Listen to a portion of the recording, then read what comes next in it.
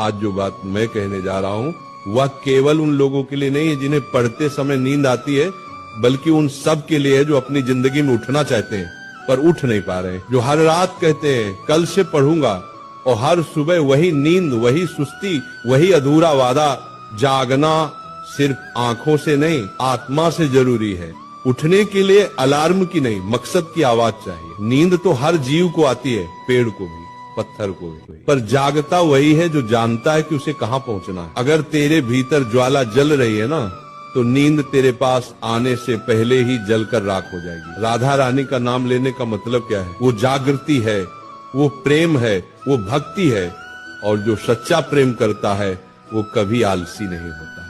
तू कहता है पढ़ते वक्त नींद आती है, क्यों आती है बेटा? क्योंकि तू पढ़ाई से प्रेम नहीं करता, तू सिर्फ डर से पढ़ता है, और जो डर से चलता है वो कभी दौड़ नहीं सकता। एक पल सोच, तुम्हारे पिता क्यों नहीं थकते? क्यों नहीं कहते कि आज आराम कर लेते हैं?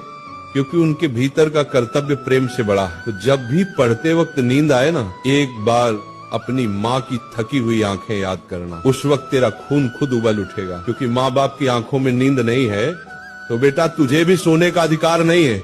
नींद का इलाज दवा से नहीं, भावना से होता है। आंखों पर ठंडा पानी डाल ले, उठ बैठकर पढ़ ले, पर जब तक भीतर प्रेरणा नहीं जगेगी नींद जाएगी नहीं। ये नींद शरीर की नहीं है, ये मन की जड़ता है, आत्मा की थकावट है। इसलिए मैं कहता हूँ जब भी किताब खोले पहले मन खोले, मन से कहे हे प्रभु मुझे वह ज्योति दो जो अर्जुन को दी थी, जिसने गीता सुनी और फिर कभी थका नहीं, कभी सोया नहीं, कभी टूटा नहीं। पढ़ाई कोई काम नहीं, तपस्या है।